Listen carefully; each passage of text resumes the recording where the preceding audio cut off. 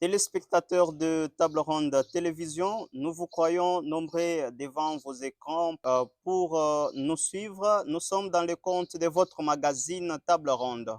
Table Ronde, c'est votre émission qui traite des questions d'actualité politique en République démocratique du Congo, dans la province du Kassai central, ici dans la ville de Kananga.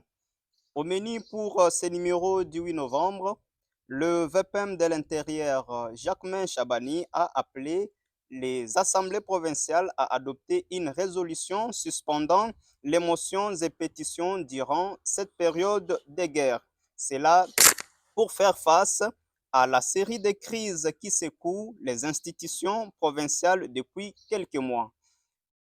Jacquemain Chabani l'a dit à Kinshasa lors d'une rencontre avec les chefs ou les animateurs des institutions provinciales le 3 novembre dernier. Comment vous analysez cette situation? C'est la question autour de cette émission Table Ronde qui reçoit sur le plateau le chef de travaux Jacques Makolo, enseignant à l'Université de Kananga, chercheur en relations internationales. Jacques Makolo, nous sommes avec vous sur ce plateau. Bonjour et bienvenue. Bonjour, merci les journalistes pour cette invitation et pour la marque de considération à notre égard. Nous avons également Maître Joseph Bidoya, avocat au barreau du Cassé central, analyste des questions politiques et juridiques. Maître Joseph Bidoya, nous sommes avec vous sur ce plateau. Bonjour et bienvenue. Bonjour, mon cher patient. Bonjour au chef des travaux, qui est notre co-débatteur. Bonjour aussi à tous ceux qui nous suivent ou tous ceux qui vont nous suivre après cette émission. Merci. Je m'appelle Patient Marcelin Moutebanzembele. Veuillez vous abonner très massivement, partager et aussi liker. Cela va nous permettre d'être plus suivis. Voilà, comme je vous l'ai dit, très chers téléspectateurs, nous allons analyser ensemble la question de la demande ou de l'appel du VPM de l'Intérieur, Jacquemain Chabani, aux animateurs des assemblées provinciales de bien vouloir suspendre les mouvements de pétitions et motions. Voilà, chef de travaux Jacques Makolo, voilà comment vous analysez cette situation, cette résolution prise par le VPM de l'Intérieur. Oui, bien entendu, ça fait bientôt 3 ans que nous sommes en temps de guerre et ce moment nous a imposé certaines mesures exceptionnelles par rapport au déroulement de la politique nationale et voire même internationale, notamment l'instauration de l'état de siège par le président de la République, son homologation par le Congrès et chaque fois des différentes prorogations qu'il y a à travers soit l'exécutif, les pouvoirs exécutifs, le gouvernement, ou encore soit les pouvoirs parlementaires, notamment l'Assemblée nationale. Alors, cela a aussi conduit à une certaine encore sorte de mesures qui devraient être mises en place pour l'accompagnement. Parce que nous nous sommes rendus compte que certaines frustrations qu'il y a eu amenant jusqu'à la guerre sont issues aussi de la gestion des institutions nationales, voire même provinciales. Si aujourd'hui vous regardez parmi ceux qui combattent contre la RDC, vous allez trouver un ancien président de la Commission nationale électorale indépendante du Congo. Et vous allez trouver également un ancien gouverneur, notamment M. Joseph Mukumadi, qui fut gouverneur dans les Sankourou, qui a adhéré à ce mouvement, sans compter d'autres membres des partis politiques qui avaient une influence considérable. Mais au nom de ce qu'on appelle la realpolitik, il faudrait généralement que la politique s'adapte aux situations, aux événements, s'adapte aussi aux circonstances. Parce que si on n'a pas tenu compte de cela, déjà nous étions en train d'engranger plusieurs motions sur l'étendue du territoire national. Il y a déjà le gouverneur du Haut-Katanga qui est suspendu. On se demande suspendu ou non suspendu, c'est une question. Il y a le gouverneur du Kasaï oriental à côté de nous, qui a déjà été évincé pour rétablir. Il y a le gouverneur de la Chopo déjà qui est évincé. Il y a évidemment. des bruits qui se sont levés au Maniema. Mm. Il y a le gouverneur du Kasaï central déjà dont le bruit d'une motion était en gestation. Et tout ça, ça peut effectivement mettre la politique nationale interne en branle, ça peut créer des fissures, ça peut créer de l'instabilité institutionnelle. Et pendant cette période dont nous avons besoin de la cohésion nationale, il conviendrait que de telles mesures soient prises pour essayer d'encadrer le fonctionnement des institutions. Vous encouragez ces mesures. Est-ce que pendant une période de guerre, y a-t-il aussi des mesures exceptionnelles que celles-ci? Bien entendu, nous en avons parlé. C'est de quoi nous étions en train de parler. Ce sont des mesures, bien entendu, exceptionnelles qui permettent d'encadrer, j'allais dire, la conduite de la politique nationale. Parce que si on laissait, bien entendu, aller dans cette dérive-là, je pense que le pays sera fragilisé. Ça va être vraiment une question qui pourrait mettre en mal la conduite de la politique nationale. Mais attention, cela ne veut pas dire qu'on a donné un chèque en blanc aux animateurs des institutions pour qu'ils fassent du n'importe quoi. Et cela n'empêche pas non plus qu'il y ait le contrôle parlementaire, les assemblées provinciales. Mais le contrôle, vous parlez de contrôle, s'il vous plaît, mais le contrôle est exprimé aussi par des motions, par des pétitions. Pas nécessairement. Le contrôle, il n'est pas dit que chaque contrôle finit par une sanction négative. Il y a aussi des sanctions positives. Lorsqu'on contrôle, il y a des types de contrôles. Il y a le contrôle a priori et il y a aussi le contrôle après, donc après l'exécution. Il y a le contrôle avant, pendant et après l'exécution du mandat. Merci. Il n'est pas dit que le contrôle doit toujours finir par une sanction, mais cela ne veut pas dire qu'on doit cautionner en quelque sorte la mégestion ou comme la mauvaise gestion, cela doit être pris avec pincette pour faire comprendre que ceux qui ont le pouvoir exécutif devront travailler dans la ligne, dans la limite de leurs responsabilités et dans la limite du respect des normes étatiques, tout comme ceux qui ont le pouvoir de contrôler ou de légiférer devront également travailler pour que tous ensemble deviennent des agents de la stabilité. Voilà, merci. Nous allons vous redonner la parole, Jacques Makolo. Voilà, Maître Joseph Bidoya, vous venez de suivre le CT Jacques Makolo, qui pour sa part encourage cette mesure du VPM de l'intérieur. Pour vous, qu'est-ce que l'on peut retenir? Merci, patient, de la parole. C'est le point de vue de chef de travaux, Jacques Makolo, que je respecte. Mais je voudrais que cette situation qui arrive aujourd'hui dans notre pays, nous avons décrié cela, ça fait plus de 7 ans, de l'ingérence du ministère de l'Intérieur dans le fonctionnement des institutions provinciales. Évidemment. À l'époque du régime Kabila, nous avons à maintes reprises rappelé que le ministère doit laisser quand même les institutions travailler et exercer convenablement leurs attributions, parce que vous voyez comme les lois le disent, nous avons les lois de la République, il y a la Constitution, il y a la loi sur la libre administration des provinces. Les assemblées provinciales, ce sont les institutions politiques premières dans nos provinces. Et ça vient ensuite le gouvernement provincial.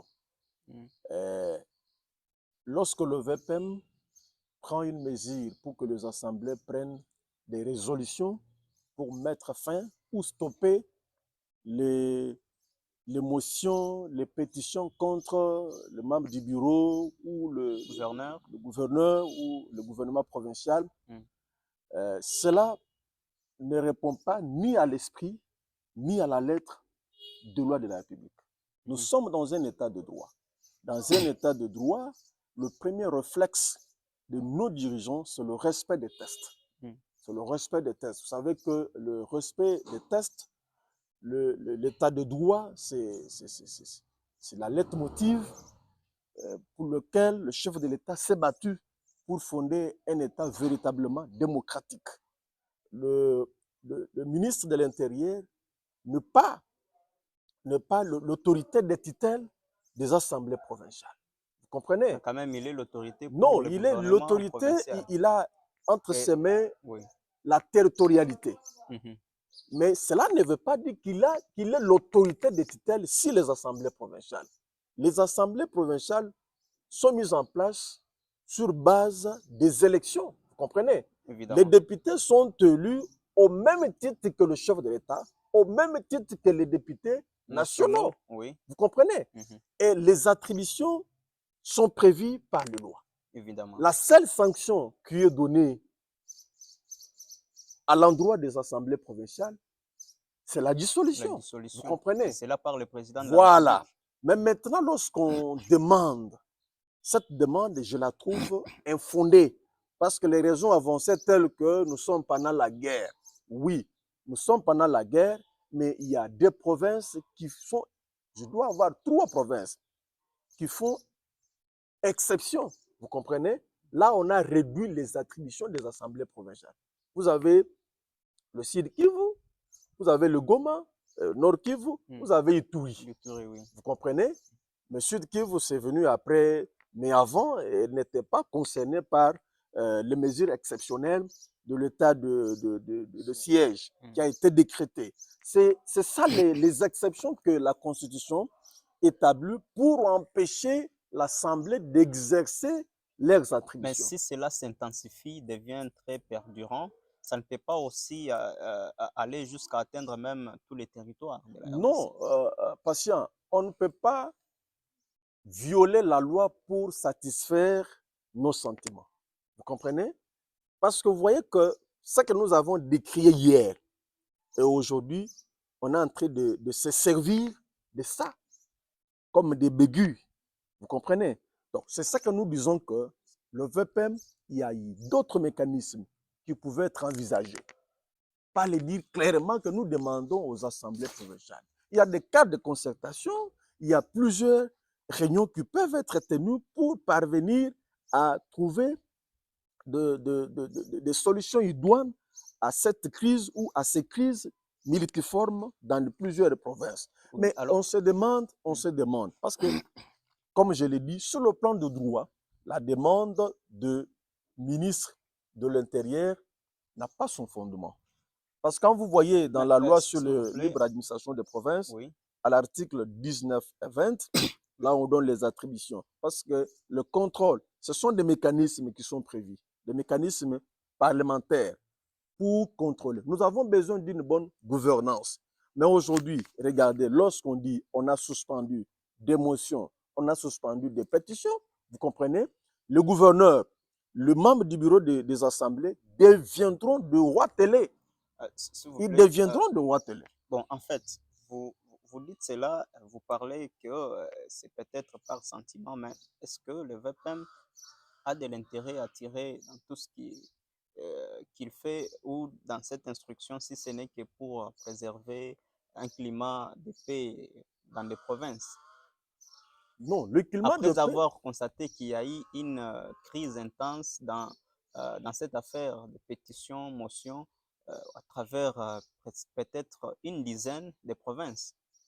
Non, écoutez, patient, pourquoi cette interdiction ou cet ordre n'a pas été donné lorsque les députés nationaux se sont insurgés contre le membre du bureau de l'Assemblée nationale?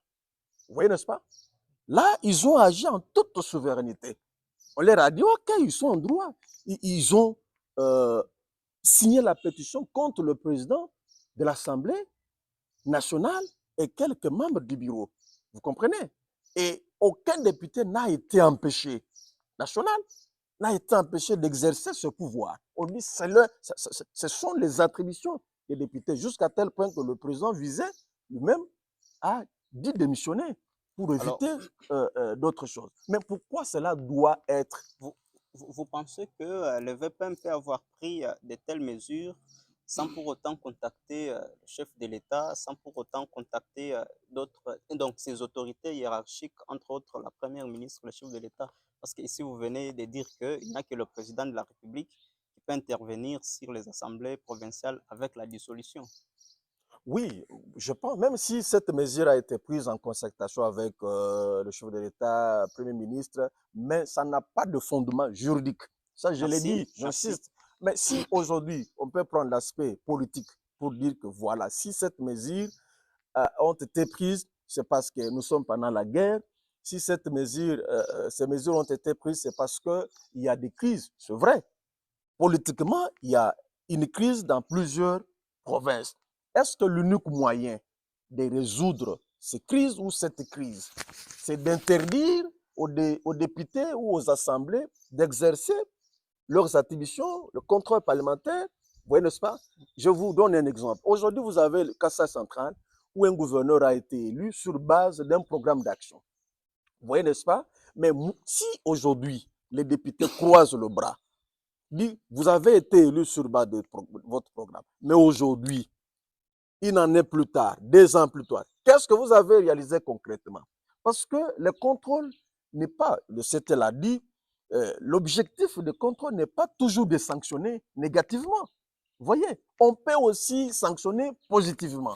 On dit, Merci. OK, gouverneur, le programme d'action, qu'est-ce que vous avez réalisé? Merci. On fait une évaluation, oui, n'est-ce pas? Voilà. Mais quelque part, ce qui est aussi à la base, c'est la mauvaise gestion, la mauvaise gouvernance. Merci, Vous maître. comprenez? Nous allons vous redonner la parole.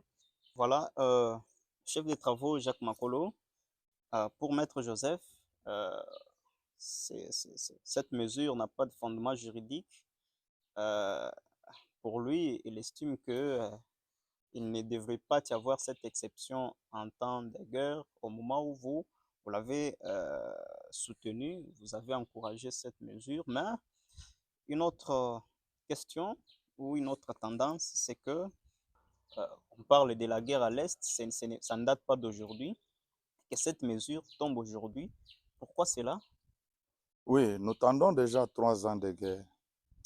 Vous savez que les institutions provinciales jouent un grand rôle, j'allais dire, dans la stabilité et la cohésion nationale. C'est un aspect. J'étais en train de vous dire, Maître l'a soulevé, mais je vais lui dire juste que la loi n'est pas rétroactive. Mhm. Même si il n'avait pas été dit lors de l'éviction du président de l'Assemblée nationale, je pense que un adage juridique disant mutatis mutandis, je pense qu'on reviendra aussi sur les autres institutions nationales. C'est important. C'est important pourquoi nous sommes dans la recherche des solutions. Dans la recherche des solutions, Henry Kissinger parle de la realpolitik. Et quand il parle de la realpolitik, on ne tient pas compte de la situation passée ou future, mais on tient d'abord compte de la situation en face. Et lorsqu'on gère les affaires de la République, on doit voir dans l'urgence qu'est-ce qui est plus urgent. Alors, si on ne tient pas compte de l'urgence des urgences elles-mêmes, et là, nous risquons de marcher à tâtons, c'est très dangereux. Alors, dans cette mesure-là, moi, je pense qu'on n'a pas refusé aux assemblées leur fonctionnement, mais on a essayé de donner une certaine orientation qui devrait être salvatrice et qui devait contribuer à créer la cohésion nationale.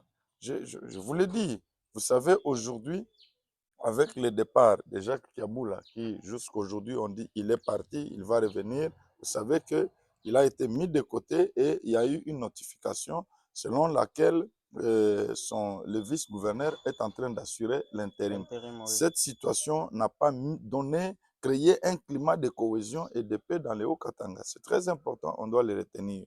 Nous avons invoqué, j'allais dire, il n'y a pas longtemps, la question du gouvernement provincial de la Chopo. Nous avons invoqué la question du Kasaï oriental à côté de nous, du Kasaï central et d'autres provinces qui déjà, et à l'allure où vont les choses, vous avez vu à l'Assemblée provinciale du Bas-Congo, les gens se sont même blessés il n'y a pas longtemps. Donc, ce sont des questions sur lesquelles nous devrions. Cela n'empêche en rien la substance, la matière, parce que nous savons que les parlements provinciaux ont la mission de représenter le peuple, de légiférer et de contrôler le gouvernement.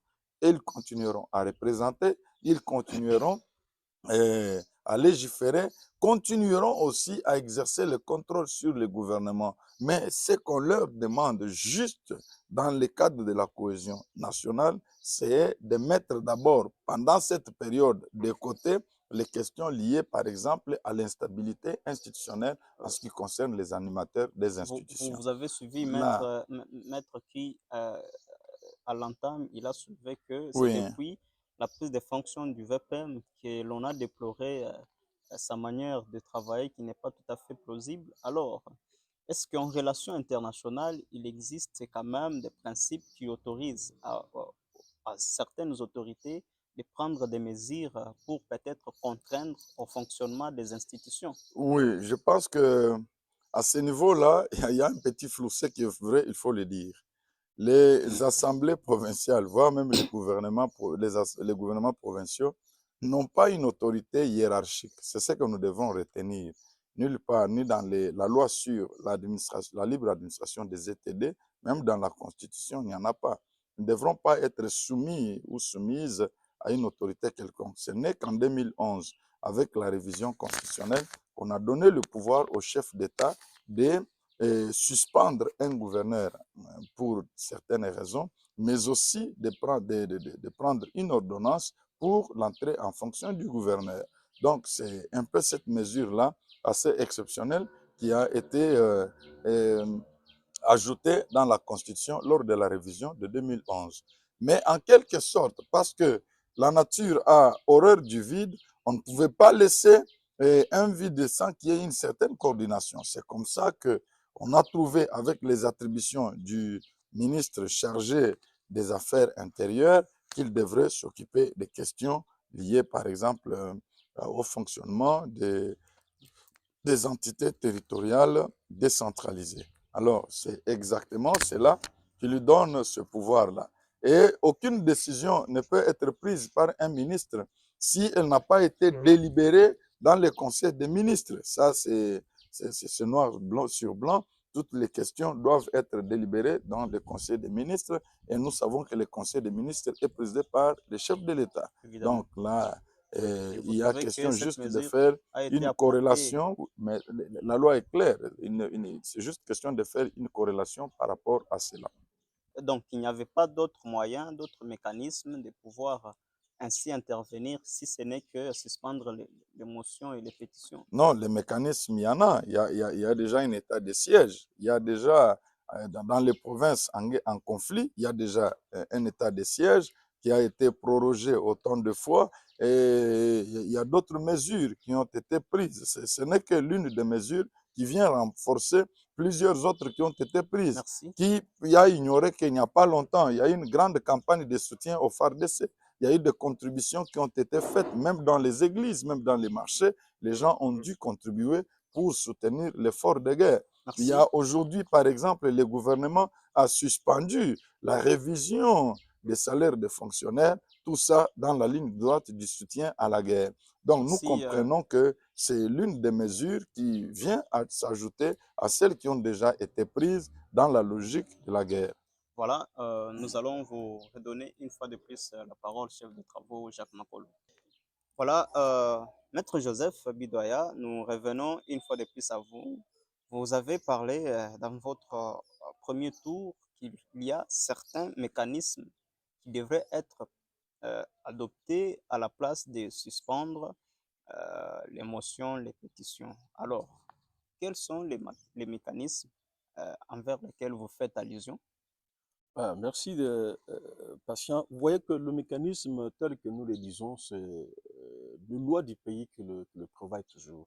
Mhm. Vous avez le premier, il y a la conférence des gouverneurs. Mhm. Et dans cette conférence, vous voyez, à l'époque, c'était exclusivement limité aux gouverneurs seuls. Mhm. Mais actuellement, on a élargi le champ. Mhm. Dit, au lieu que ce soit le gouverneur seul, on prend aussi le président des Les assemblées assemblées, provinciales, les membres du bureau. les membres du bureau. Mhm. C'est pour permettre que lorsqu'il y a des situations, des conflits, des crises, qu'on puisse les aborder aussi là-bas. non seulement cela, on doit viser, on doit parler aussi du développement de certaines provinces. Vous comprenez? Oui. Parce qu'aujourd'hui, la crainte, ou ma crainte, c'est que il ne faut pas que certains gouverneurs commencent à voir qu'ils ont pleinement tout le pouvoir entre leurs mains et ils peuvent se comporter de n'importe quelle manière. Même si cela a été décidé au Conseil des ministres, même si c'est le chef de l'État lui-même qui l'a dit, parce que dans la logique, c'est lui qui aurait demandé au ministre de l'Intérieur de demander aux assemblées de pouvoir voter des résolutions pour suspendre des motions et des pétitions. Vous voyez? Parce que tout ce que nous faisons, il ne fallait pas qu'on fasse, qu'on soit ridicule, Mhm. n'est-ce pas? Mhm. Quand on dirige, on doit quand même prévenir à certaines choses. Parce Évidemment. que vous imaginez que les conflits, là où il y a des gens, là où il y a des sociétés, les conflits vont toujours naître. Vous voyez, n'est-ce pas? Mais toujours prévoir des mécanismes. Moi, j'aurais souhaité, si le VPM voudrait bien que les assemblées taisent les pétitions et les motions, euh, parce qu'il a ce pouvoir-là de convoquer les gens pour des consultations comme il l'a toujours fait. Voilà. Parce que ça n'a pas commencé Si aujourd'hui. vous vous rappelez, maître, c'était lors de la dernière conférence de gouverneurs que cela a été initié. Et cette rencontre, c'était comme si un rappel, si vous avez suivi l'intervention de VPM, il l'a rappelé, il a dit que c'était une reformulation faite depuis la conférence de gouverneurs. Non, vous voyez, en le disant, il devient comme il a tout le plein pouvoir. Vous voyez, le VPM, en le disant, il a le plein pouvoir. Il pense que les assemblées dépendent de lui. Il pense que toutes les provinces dépendent de lui. C'est vrai, il a la sécurité, il a la territoriale entre ses mains. Mais tout ce qu'on fait, on doit se référer au texte de loi. C'est ça Mais mon problème. quelle est la disposition qui est violée selon vous? Mais la disposition, j'ai donné ici, vous avez la loi portant principes fondamentaux de libre administration des provinces. Quand vous lisez l'article 19, 20, 21, ainsi de suite, vous voyez, on détermine de quelle manière les assemblées peuvent exercer le mécanisme de contrôle. Vous voyez, en quoi consiste une motion? C'est l'un des mécanismes prévus pour renverser un gouvernement ou un ministre ou un gouverneur. N'est-ce pas? Lorsqu'on constate qu'il y a mégestion dans son chef, lorsqu'on constate qu'il ne respecte pas le programme d'action pour lequel il a été élu. Lorsqu'il y a aussi au niveau du bureau des mésententes, la mégestion, parce que vous voyez, l'Assemblée provinciale aussi a un bureau et on permet aussi aux députés de renverser les bureaux à travers les pétitions. Vous voyez, maintenant, quand on vous dit suspendez, vous ne pouvez pas aujourd'hui. Mais si un gouverneur détourne de l'argent, comment est-ce qu'on peut le mettre en accusation? Si le bureau détourne de l'argent, comment est-ce qu'on peut le mettre en accusation? Donc, ce sont des choses que le FEPEM devait d'abord mettre en tête avant de prendre une quelconque mesure allant dans ce sens-là. Parce que ce que nous voulons qu'on sente réellement que l'état de droit existe dans notre pays. On ne doit pas tout faire parce qu'on prend le prétexte, celui de la guerre. La guerre n'a pas commencé aujourd'hui. Évidemment. La guerre a commencé il y a longtemps. Merci, Moi, je maître. pense le ministre de l'Intérieur devait organiser d'autres mécanismes, en l'occurrence, créer des rencontres permanentes avec des institutions provinciales Merci. pour donner des orientations, pour les faire voir que vous n'avez l'intérêt que vous devez viser, c'est l'intérêt supérieur du peuple, Évidemment. le Merci. développement de la province. Au lieu de toujours, parce qu'aujourd'hui, c'est Joseph, de la matière oui. qu'on donne à l'opposition pour dire, voilà, c'est un régime qui fonctionne dans la violation de lois, de constitution. Parce que vous voyez, à l'article 197, 197, 98, 199, on détermine aussi de quelle manière on peut sanctionner des assemblées lorsqu'on constate qu'il y a des crises persistantes. Voilà, merci beaucoup, maître Joseph Guidoya. Nous allons vous redonner la parole. Chef de travaux Jacques Makolo, nous sommes en train de terminer ces magazines Table Ronde sur Table Ronde de télévision. C'est quoi votre conclusion sur cette situation? Oui, je pense bien que les saluts de la nation vont mieux que tout. C'est pourquoi, en cette période, il est convenable que tout ce qui contribue à la recherche de la paix, la stabilité et la sécurité de la nation soit pris en compte et que cela trouve l'adhésion de tout le peuple congolais. Parce que si au-dedans de la nation, nous sommes dispersés, on n'est pas focus, je pense que ça ne va pas aller donner les chances de la conquête de la paix. La paix vaut mieux que tout. Si nous sommes distraits, nous risquons de perdre ce pays. Évidemment. Et si nous travaillons dans une logique de la résilience, d'un engagement, je pense que c'est très important. Est-ce que cette mesure pourra nécessairement contrer la guerre? Nous ne sommes pas d'abord au niveau de dire qu'est-ce que cela va donner comme résultat, mais nous sommes au niveau de dire que cela devrait être pris en compte. C'est important. Le président Donald Trump a dit très récemment d'ailleurs qu'aucun président ne peut violer une loi lorsqu'il répond aux besoins de son peuple. Lorsqu'on répond aux besoins du peuple, lorsqu'on répond aux besoins de la nation, de l'intérêt supérieur, là, vous devez tirer attention entre la politique et les textes juridiques. C'est très important. Donc, nous devons comprendre que dans la situation que nous traversons, c'est une situation exceptionnelle. La guerre, nous avons toujours dit en relations internationales qu'on connaît le jour du début de la guerre, mais on ne connaît pas le jour de la fin de la guerre. Évidemment. C'est une évidence. Et la deuxième évidence, c'est qu'on connaît qui commence la guerre, mais on ne connaît pas qui peut gagner la guerre. Voilà, Maître Joseph, nous sommes en train de terminer.